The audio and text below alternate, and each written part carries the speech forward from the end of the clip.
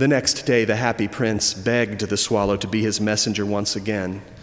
The prince had seen a young writer, so cold and hungry and despairing that he could no longer hold his pen. This time the prince had the swallow take one of his beautiful sapphire eyes to the poor young man so that he could buy firewood and food and finish his play. On the third day, the happy prince, with his one remaining eye, spied a pitiful little match girl. She was sobbing because she had dropped her matches in the gutter and now had nothing to sell. She knew her father would beat her for her carelessness. Again, the prince convinced the swallow to stay and be his messenger. Reluctantly, the little bird plucked out the prince's second sapphire eye and delivered it into the weeping girl's hands. The swallow knew he could not leave the now blind prince, so he stayed on, acting as the prince's eyes and one by one pulling off the gold leaves covering the prince's body to give them to those who were suffering and hurting, cold and hungry. Finally, on one freezing day, the prince was completely stripped of all his riches. He had given everything, his ruby, his sapphires, his gold, to those in need. The swallow, too, had given his all. The cold he should have flown away from long ago penetrated his body. With a parting kiss to the happy prince, the swallow fell dead at his feet.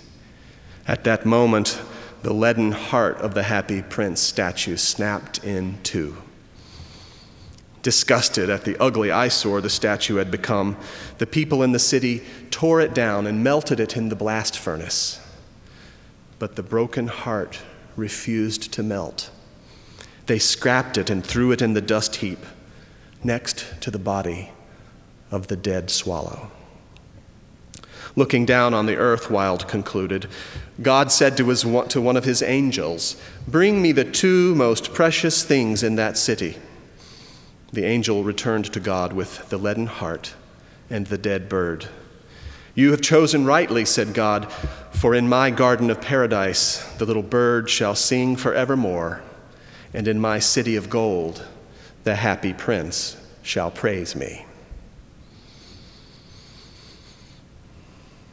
Love story number 2, The Woman with the Rose. During World War II, a young serviceman had struck up a pen pal relationship with a woman he had never met.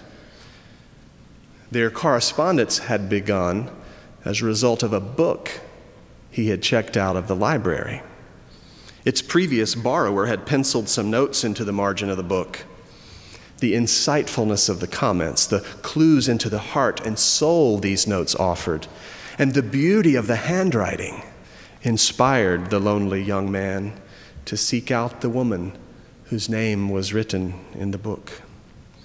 The day after he wrote his introductory letter to her, he was shipped overseas.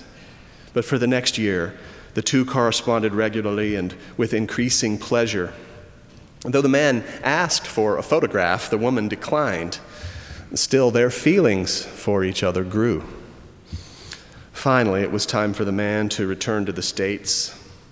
He and his pen pal decided to meet. A 7 p.m. rendezvous was arranged at Grand Central Station. He would know her, she wrote, by the red rose she would wear in her lapel. Shortly after entering the station, a tall, beautiful woman with blonde hair and a pale green suit sauntered past him. And almost magnetically, the lonely young man was drawn toward this woman and her alluring vitality and sensuality. She smiled a tiny, inviting smile at him and even murmured, "Going my way, sailor?" as she strolled past. But her spell over him was broken when he suddenly saw behind her a woman wearing a red rose on her lapel. His heart sank as he saw she was as plain as the blonde had been stunning. She was 40-ish, roundish, grayish, but with eyes that twinkled warmly in a gentle face.